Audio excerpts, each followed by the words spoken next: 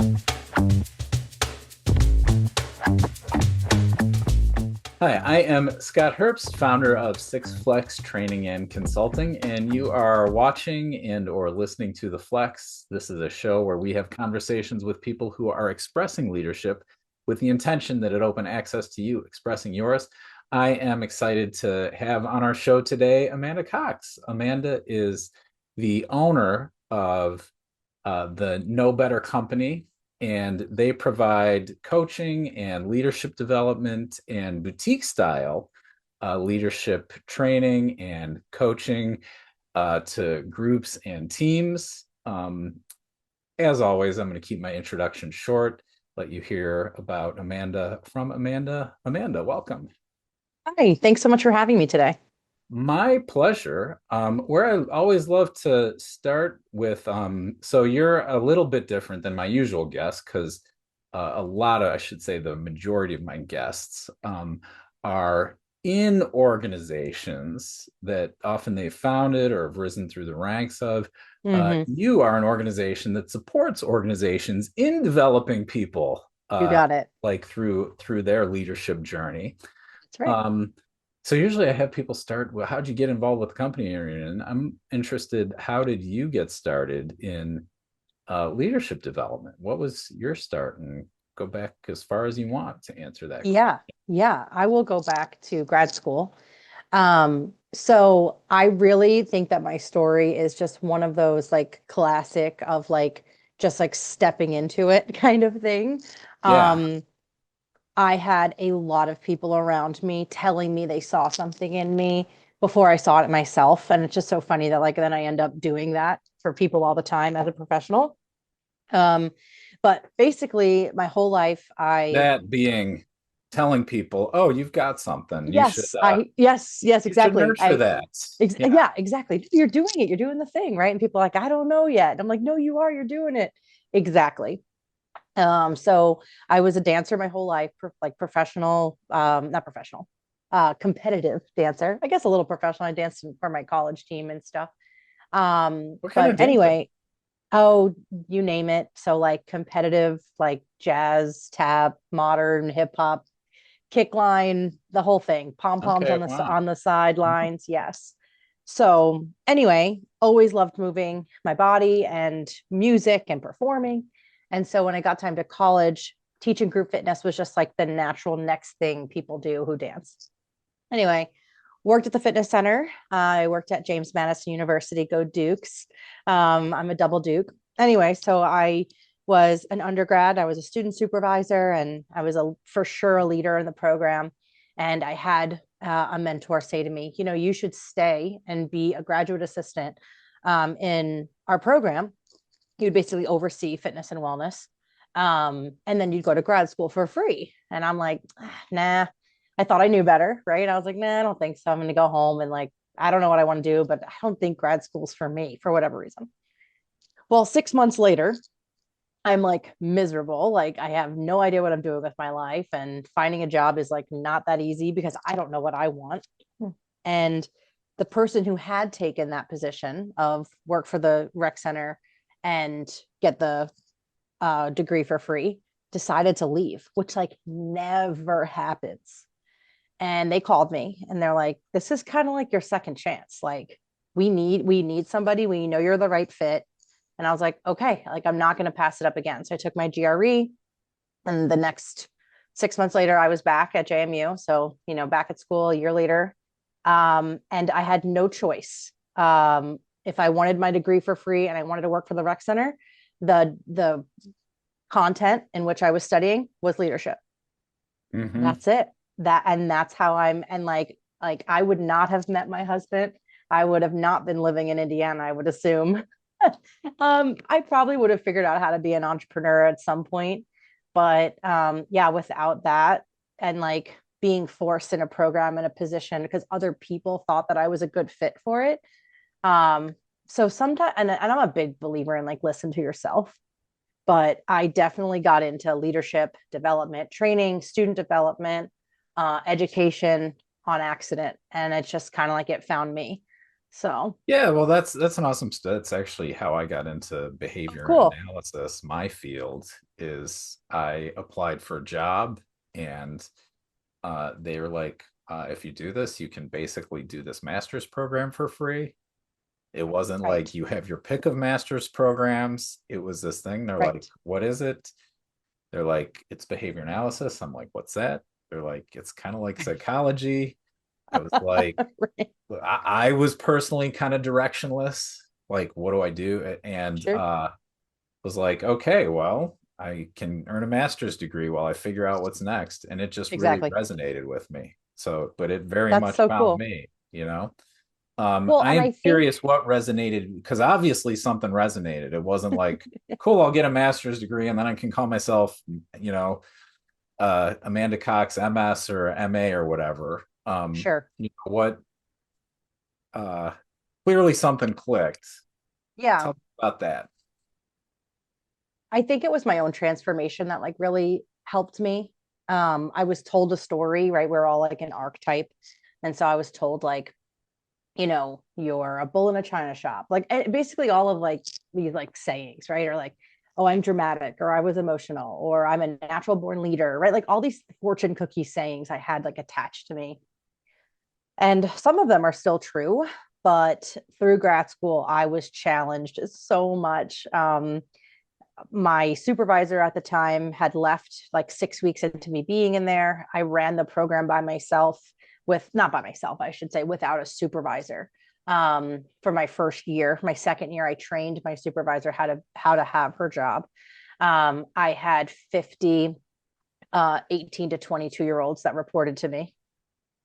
I'll just put that there. I had to know how to teach every single format. So I had to be a jack of all trades and an ace of none. I would teach at 7 a.m. and 7 p.m. and be in grad school. And I had another job outside because we couldn't live on the stipend we were given. And so I went in and came out a completely different person. And I like really love who I am now. And I know that it's because of that process, right? Like pressure makes diamonds kind of thing. And so what resonated with me is and I'm originally from Long Island. I've worked really hard on like my accent not coming out super hard in these kinds of situations. But yeah, I feel like because the process of someone believing in me and having hard conversations with me and showing me better ways and not being in trouble if I messed up, but actually getting developed and what that feels like and looks like. Um, I was like, what a gift to give to other people. And I think that's what it is. But I've never Yeah, been asked can that we? question before. So I totally just pulled that out of nowhere, Scott.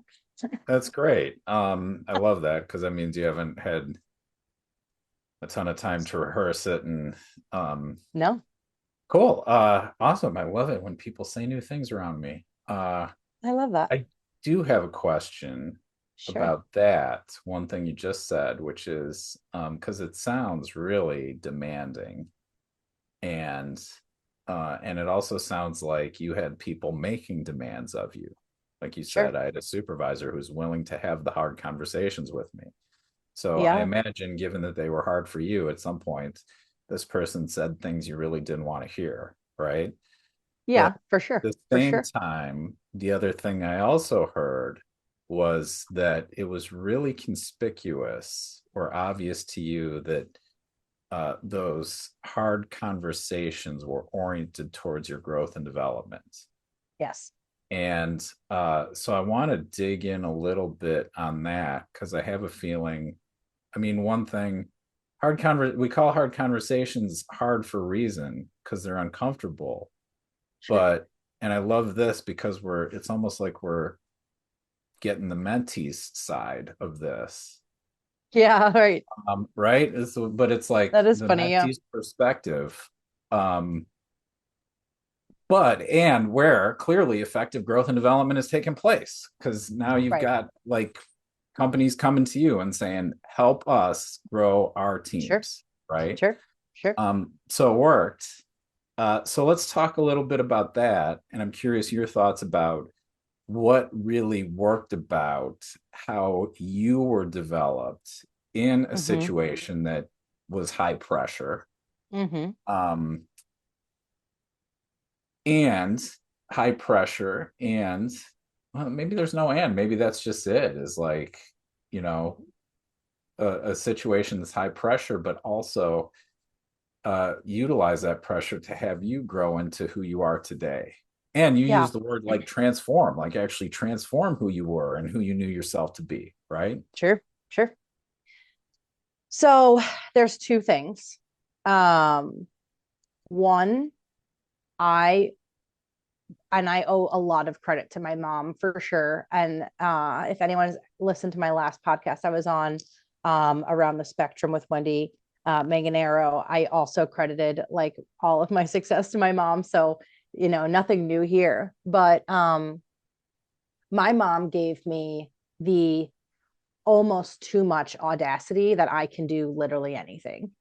Like to this day, it wouldn't be that a job is too hard for me.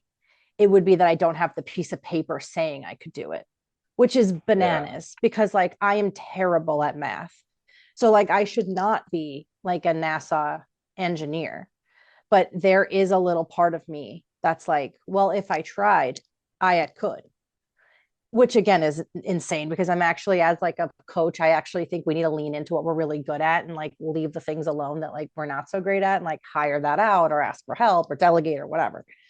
So I don't ever want to be a NASA engineer. But again, it's like this weird, like, but like, could like I have that. Um, so I think that really helped. And if you're a parent listening to this, like, no matter like the most important thing I think that matters is that you instill in your child that like they are good enough to try.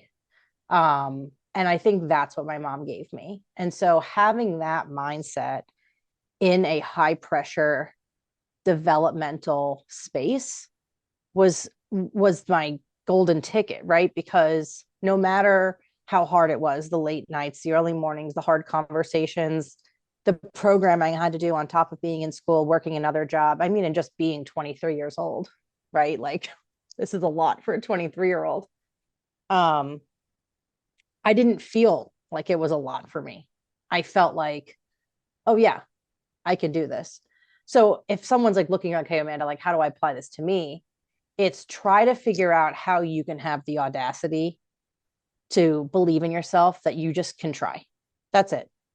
Um, and yeah, it was messy. Like I had the best mentors in school. They still are there. Thank goodness, developing students like, 15 years later. And I'm so grateful like that they are like pouring so much into these students. Right. But yeah, that's my answer. I had the audacity to try and I kind of was blinded from the like, you might fail because I just really just wasn't an option. Not because I couldn't fail, but because JMU and UREC created, and my mom created such a perfect storm in my brain Yeah. that you will be challenged and you will go through hard things, but you will be supported. And it's that constant challenge, support, balance that I am constantly coaching my leaders to find, um, that I learned at school. Uh, I want to ask one more question about your experience at JMU, and then Sure, sure. uh, turn the corner. So the Yeah, question I have, it's well, it's a two-part question. sure. Um, um, my wife says I talk in bullet points. She's right. So this question comes in bullet I points. coach on emailing in bullet points because it's very important. So I'm right here with you. We're good. Um, well, so you came in with the mentality like, you know what? I can do anything I try. And Yeah, if I try. then you're in this high Hmm. pressure environment where Hmm. people are having hard conversations with you. What worked for you? What can you see worked about the way people interacted with you in a high pressure environment? And then I'm Hmm. curious how want to turn into how you approach leadership development. So you can start Yeah, with, you know, how what you learned there informed what you now practice with organizations and teams. yeah. And then we can have a broader conversation about your approach. Sure. So growing up in Long Island or on Long Island, I have three younger sisters. I have like a really um, loud, rambunctious family. I always had lots of people in the house, dog, just noise. And so how feedback typically was delivered was yelling or direct or whatever. And it didn't always lead to like a massive blowout fight. It's just like that's the way feedback was delivered. Um, and so for me, like that heightened energy, chaos, blah, blah, blah, blah, blah, that was actually really comfortable for me. Mm. And so it's like when somebody would like sit across the table from me and like open my review and like calmly tell me about my communication or my lack of professionalism. Oh man, Scott, we could do a whole series on what Amanda learned at JMU while she was uh, a student employee. But that type of delivery challenged me. I remember I would sit and I would just silently cry. And like I coach now, like, please don't cry at work. Like, and like, um, but I had to sit there and I had to hear it. And I wanted so badly for someone just to scream at me and tell me, and then I could scream back and then I could walk away. But instead, I had to sit there. I had to listen to every bullet point, to your bullet points. I had to sign off on it. I had to take a hard copy with me. I had to follow back up with it in 6 months. Like, this is a totally different method of receiving feedback, and like at nauseum kind of, right? Like you are chewing over this one bullet point of feedback over and over and over again. um and so now how I coach people on giving feedback is somewhere literally right in the middle. I don't want people to sit across from a desk and open up a scroll of feedback that they've been collecting over the last 6 to 8 months, because I actually found that terrible, because there were pieces of feedback in there I should have been told right when it happened, or Yeah, that 24 to happens. 48 hours, And right? Yeah. some of it, Yeah. it's like, wait, so you're telling me I've Mm-hmm. been I've been interacting poorly with this person for 6 months, and Yeah. now I've got 6 months of a mess behind me. How am I supposed to clean that Legitimately. up? Yeah. Yeah. No, I ruined a relationship. Okay, cool. And I didn't know exactly. Yeah. Um, but on the contrary, I also don't encourage people to be like waiting to give feedback to where they're like exploding or yelling in tone and all that kind of stuff. So it's a really good question Hey, you asked. You're like, can I just pause yeah, there for a minute? Because I yeah, think yeah, that's really valuable. A lot of times, uh, like it's tough. I imagine that probably your manager didn't always want to have these conversations with you, oh, right? definitely It not like, me. yeah. I bet she was And like, let me have Amanda last. yeah. And so there's this really convenient time, like called the 6 month or the annual review, Totally. that is like, cool, that's the right time. That's the perfect time to deliver feedback. Right. And one thing I'm hearing in what you're saying is that we'll really undermine ourselves, but not like ourselves, but kind of, but Mm-hmm. also the people we're leading, in waiting for, oh, I'm going to wait till the perfect time or the right time to deliver feedback. Right. Um, I guess what I'm hearing is that you should let the what the situation is determine the right time Yeah, versus what's in the calendar necessarily. absolutely. Anyway, Absolutely. sorry, just the little light bulb came on. Thanks. Yeah. I think it's fine in a review to call back things that have happened, right? Like Yeah. that makes sense to me. It's a roadmap, right? It's a document. But at the same time, so it's such a silly example. And the fact that I ever can tell you what the example was, this is Mm, 15, 15, yeah, 2010. This is 15 and a half years ago, Scott. And I'll tell you the exact feedback. You ready? yeah. I was teaching a new format. Again, I was a fitness instructor, and I was teaching a new format.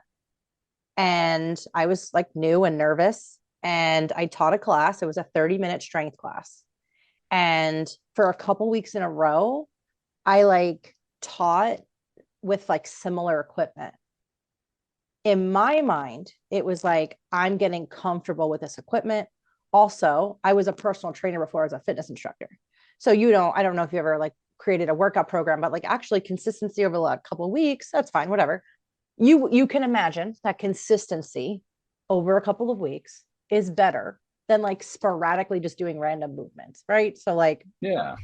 I've worked with trainers, and so usually they'll have you do there's like do the same thing for a exactly little while, and then after a month we'll switch it up.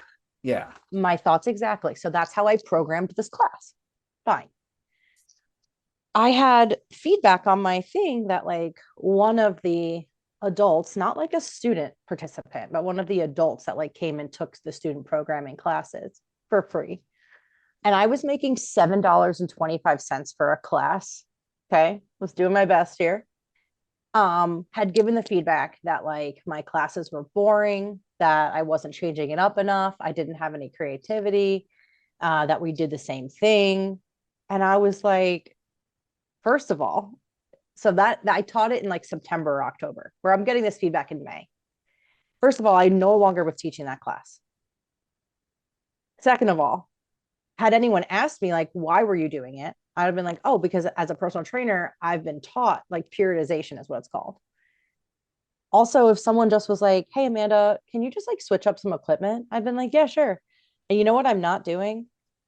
Telling you, Scott, this story 15 and a half years later. Right? That was it. That was the whole thing. But I was so bummed because I was like, wait, so you let me continue to teach that class. You knew about this in October, and now here we are in May. And it's a bullet point you get to put on my review. Like, what? So yeah, it wasn't even that deep. But did I lose participants because of it? Yeah. And that stinks, right? So silly. Um, yeah, give feedback when feedback is timely. But you were saying that oh my God, I lost it. Transitioning towards in the middle, like you've found that it's best to maybe not the calmly go through bullet point by bullet point Right. and not scream and threaten, but Yep. somewhere in the middle. Talk a little bit about that. Yeah. So I always think so. Thich Nhat Hanh has an amazing book. It's The Art of Communicating, and I think it's a must read for most people. I would say if you communicate with another human being, it's a must read, and it's really short. You can literally listen to it for free on YouTube.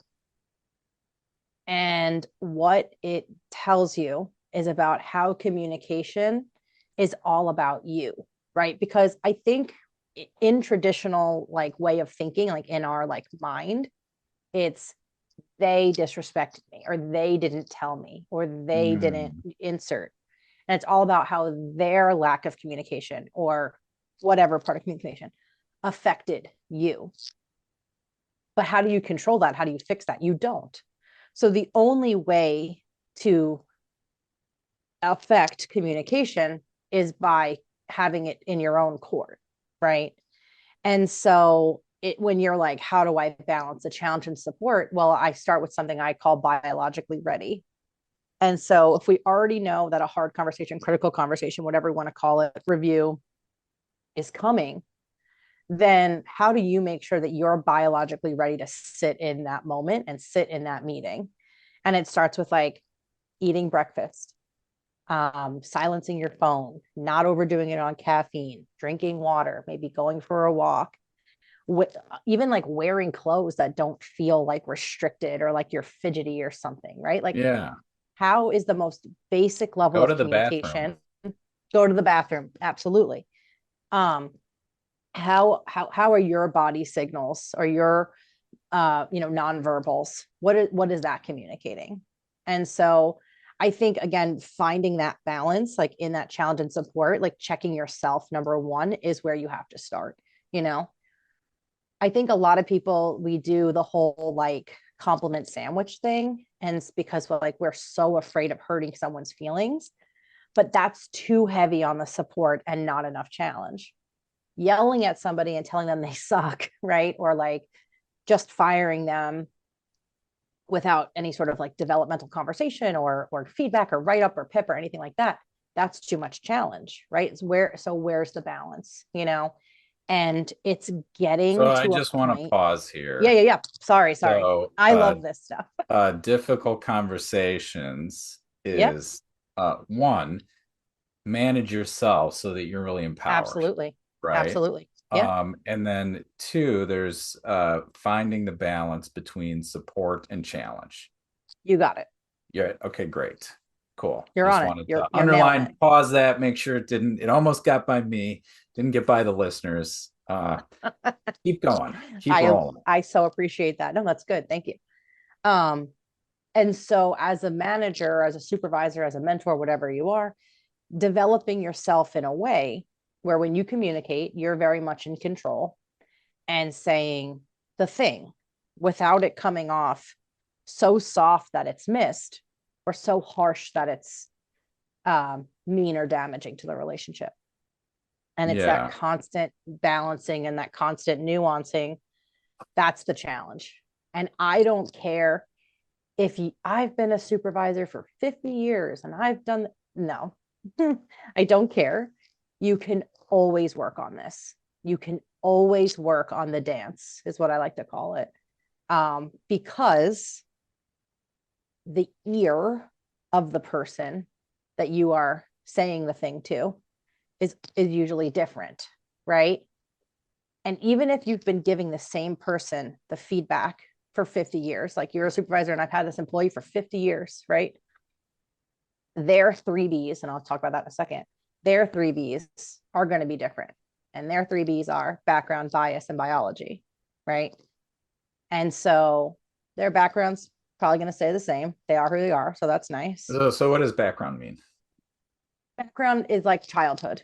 Background Okay. is where you came from. Background is how you grew up. Background, and the best way to describe it, is what you were praised for or punished for as a child, which is going to Yeah. which is So going to your route your background is like behavior. you're used to loud, really Right. sharp, Yes. Right. My demanding background environment. is Yeah. be funny, be an entertainer, put on the sequins, be loud, don't take any crap. Yes, that's my background for sure. Yes. So that's background. Now, bias can change over time, but not quickly, but it can change, right? Like I think about stuff like this is like silly, but like I had never been to the Midwest before I started dating my now husband. So like my concept of the Midwest was like it's always going to be cold. And that's not true. Where I live, it's cold right now. So this is a terrible example, but we very much have longer, warmer winter or summers, excuse me, and shorter winters than like my family on Long Island, right? That's just my Mhm. bias, right? So I had a bias and now I've changed. It took me 10 years of kind of understanding it, everything could change, but it gradually changed, right? But now my biology, as we just discussed, now that changes minute to minute. And so back to what I was saying, the ear of the listener changes minute to minute, right? Because if that person just got a diagnosis or didn't have breakfast or is fighting with their significant other, right? Their response to that feedback is going to be altered based on what I just said, the 3Bs. And because that biology B can change from minute to minute, their response can change. And that's why we need to constantly be working on ourselves from the delivery standpoint. We can't have like a package and just say, like, I'm developed, I'm done, I'm a leader, I've done this. Because as the world changes, so does the way we communicate. You could take all So that in now, Scott. yeah, well now I'm curious how you said a couple Go ahead. things. Yeah, yeah. Um, you talked about developing yourself Mm-hmm. to um going back. Developing Yeah. yourself to, I forget exactly what you said. What I took away was developing yourself to be in the hard conversations Yeah. and to stay centered during them, is how I would say it. Hmm. Hmm. Does that align with what you were saying? It does. And then just like the next level is you're never done doing that. Yes. Um, so can you talk a little bit about the process of how you train people to develop themselves Well, for sure. Yeah. and like what to look out for and be aware of, and I Hmm. guess reflect on and learn from? Yeah. Yeah. So I want you and the collective you, listeners, Scott, you, everybody, I actually want you to wear two hats when I'm explaining this. I want you to Yeah. wear the hat of developing myself and then the hat of developing someone else. And Awesome. if someone like, well, I'm not a supervisor. Yeah, but are you a parent? Are you a friend? Are you a sibling? Right? We always have the ability to lead somebody and influence someone's behavior. Oh So, yeah. If you're in a right, romantic relationship, you are training someone and all you are day. training them how to deal with you. That's For right. sure. Absolutely. Yeah, best practices for sure. So when I explain this development, I want you to have the two hats on, and you might want to like listen to what I'm about to say the first time through, like as your own hat, and then maybe rewind it and your second hat goes on, because it when you look at it from different lenses for everybody, and it's I don't know if it's 50-50 or whatever, one of the hats is going to be a lot easier for people to wear than another, right? So for some people, developing others is very natural, than never pouring into themselves. For other people, pouring into themselves and self-awareness and questioning themselves is very easy, but when it comes to holding someone else accountable, very challenging, right? So I don't know which hat feels comfy and what else doesn't. So anyway, so when we're starting to develop somebody, or when we're like, man, someone is behaving in a way, maybe that somebody is you.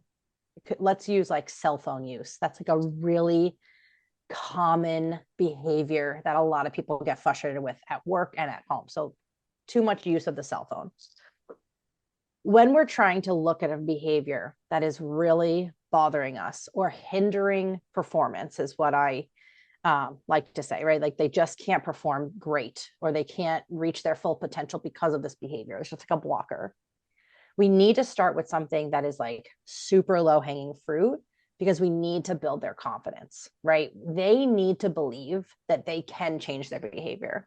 Hmm. So, what that might look like is, instead of being like, you can't use your phone at all during the workday, someone's going to fail immediately if they're used to like picking up their phone every 2 seconds. That they're going to fail. That's it. They're going to have anxiety. They're going to, the same thing, right? So, what we want to do is encourage very easy, low hanging fruit targets, right? So, something that might be, again, if we're developing someone else to maybe decrease their phone usage, it might be like, hey, so we're all as a group, so it doesn't feel like a punishment, we're all going to put our phones outside of the conference room for this next meeting. We're going to all do it Hmm. together, right? So that's just one example. Same thing with a family, right? We're all going to put our phones away. We're all going to, be in this together, because we really all want to set the example and set the tone, right? And so once you've, and if that doesn't work the first time and someone's still sneaking it, try again. And that's where people get stuck. They are like, well, they throw their hands up. It didn't work. He can't not touch his phone. I'm pissed. I'm mad. I'm definitely saying this from like a spousal point of view too, right? Like you're like, oh, I told them to do the thing. And it's like, right. But in that moment, that behavior was more important than, or they forgot or whatever, right? They human is what I like to say. So again, if you're a leader and you're trying to encourage and find the low hanging fruit and find like that confidence builder, and it doesn't work the first time, just try it again. Maybe the meeting is shorter. Maybe you pull them aside ahead of time and be like, hey, we're really doing this together, but it really is about you, right? Like give them that insight of like, we're doing this for you, right? So cluing them in and giving them a little bit more. So that's developing someone else. Now, if you are struggling with a behavior, same thing, you need to find a low hanging fruit. However, it's going to be really easy to like lie if you don't have that like external person or external thing saying black, white, yes, you did, no, you didn't. So for Yes. some of my employees, what we've done is like time, your phone tells you how much time you've spent on your phone, right? So Hmm. can we say right now it's telling you you spend 10 hours a week on your phone? Can we get it down to 8, right? No one's saying 0. We're basically trying to half life it, right? Can we get from 10 to 5 to 2.5 to 1 and blah, blah, blah, blah, whatever, right? We also need to know what the lowest barrier is. Like, I don't think it's possible for me to spend less than 5 hours a day on my phone because I am doing like tons of client calls, I answer emails, I listen to podcasts, right? It's not all bad usage. And it's also separating your own self-worth from the behavior, right? The minute you start saying, I just can't change, I can't change my behavior, I guess I'm just a phone addict. The minute that language comes into play, like that's going to diminish you as well. So again, it's starting from a really low hanging piece of fruit that you can build confidence from. The second thing I like to use as far as development goes, and again, this can go for either hat, is I like the DISC Can I pause assessment. here Yeah, and just go ahead. underline a Yep, couple yep, things? So, please. when you're talking about developing others, Yep, there's create occasions for small wins to of build course. momentum. Yep. Yeah, And build out from there. yep. When you're talking about developing yourself, make sure that you're actually using your environment and the people around it Mm-hmm. and check in with what's so and use other people to monitor and address what's so rather than uh, rely on your own opinions, judgments, etc. about that. Right, Yeah. right, Okay. right. Cool. Just wanted to Nailing it. underline that. Yeah. I think until you're ready to hear those outside things or right, like the behavior change isn't going to happen, right? So you have to be willing to hear the thing that's uncomfortable, right?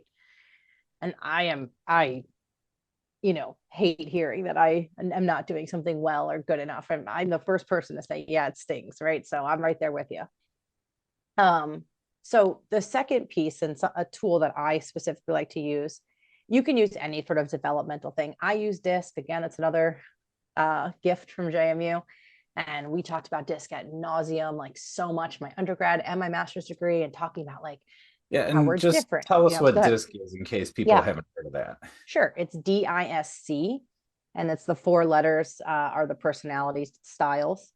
And it Yeah. really leans into who you are as a leader, a communicator, and it really identifies challenges based on your profile. So it's really helpful because it gives language. So when someone asks you, how do you want to grow? Normally that question goes right over your head. DISC gives you the language. It's like, you're terrible at paying attention to detail. I'm like, oh, yes, I am. Perfect. Like, and I don't have to sit there and like think about it, right? It's like, oh, it's right there. So I use that as well, again, both personally and with groups to just talk about those things. And I like to say, if you chose something from your DISC challenges list that you can fix overnight, you chose wrong, right? You chose something that really doesn't need to be fixed. But for some people, starting with that like really little thing is where they need to start, and I'm here for it. Got it. So you're saying use assessments to pinpoint specific competencies where you could use, it'll point to where you could really benefit from growth and development. Exactly, because saying, hey, what are you bad at, and answering that question is super hard. So the assessment just does it for you, which I think is Yes. like a little bit softer. And Yes. sometimes we need soft because change is hard, right? Amanda, we're getting close to the time that we set aside. Sure. One question I love to ask people is there anything you really wanted to talk about that we haven't gotten to talk about yet?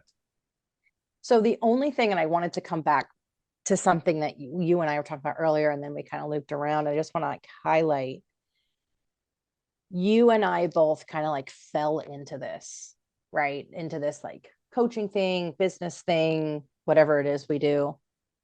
And I really do think that that is because as kids or as teenagers, and maybe it's different now because there's so much out there like TikTok and Instagram and all this kind of stuff. But like, I love the idea of kids being able to like think about a profession outside of like the box, right? I love what I do. And I never fit into boxes. Like I have worked in corporate roles, I have worked in campus settings, student affairs, I've worked boutique studios, like all this stuff. And it's something just never felt right. I've been doing my business for 3.5 years, and there are really hard moments where, like, collecting a salary sounds real great, but then I'm like, man, I love what I do, and I'm really grateful, right? So I'm just super interested in talking more about that, where like if you are feeling like you're not fitting into a mold, like we didn't, how people can maybe help themselves or their kid or their mentee or whoever navigate that. Does that make sense? Yeah, it makes perfect sense. Makes So yeah, I perfect just sense. love your thought on that or your perspective on career pathing when the path is not really written just yet. Um, God, I don't know. That's such a big topic. Um, I'm gonna say this, Yeah. that I like what you said about listening to people like they can do anything, which was something your mom gave you. Like she really approached you Mm-hmm. like you can do anything.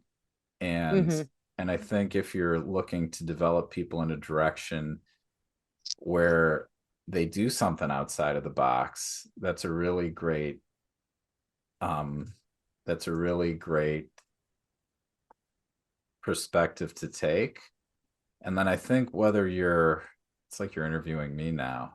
Um I whether tend to do that to people. whether you're working with others or even looking for yourself, I think what you said is really great about probably if you're working yourself, you're trying to sort something, get out of your head, right? Mm, And I would say get out of your head with someone who's done something outside of the box, right? It fantastic. doesn't necessarily have to be what you want to do, but someone, and I talk to people all the time. I've like interviewed, I think we're like episode 50 now or something. And I didn't look before we sat down, but I've talked with a lot of people who have developed a unique niche based on something that they really cared about. Sure. And I think talking to people who it's like, hey, you really developed something. Let me talk about how would you think about this? Yeah. Like, I've got this idea. How would you think about this? Yeah. Like, if you had an idea like this, what would be your first step? And talk to a few people like that because they'll be the ones that get curious and Yeah. already have the view like, oh, it is possible to do something new in a place where, like, if everyone's building green things, well, let's talk about what it'd be like to build a red thing. Uh-huh. Yeah. Yeah. Yeah. Yeah. No, I love that. What you're getting to is like the man in the arena thing, right? Like make sure you're talking to the person in the arena, not in the stands. And I think Mm. that that is truly something that I really had to lean into because a lot of people that I love their 9 to 5 and their 401k and their PTO and their schedules. They love it. And so if I'm talking to people that love those things and see that as like the best thing, then no, they're not going to want to talk to me about like getting contracts and looking for new clientele and putting myself out there and paying for coaching and all the things that I've had to do to like really level up, right? And they're going to look at that and be like, oh my God, no, I want to sit and I want to collect my paycheck and all the stuff. And yeah, and that's, so I can't, that's not my echo chamber. And I'm really grateful. I surround myself with entrepreneurial females, moms, doing the thing. And that has really changed my perspective. So I think to your point, right? Like just surrounding yourself with people that are doing it is going to change you. So yeah, really good. Awesome. Second to last question I always ask people is, what are you proud of? Oh my gosh. I am very proud of building a business where I do not choose between my career, my income, and my children ever. Mm, I'm doing exactly what I want to do. I'm making enough money where my family is, we feel really good about where we're at, and my kids are around me enough.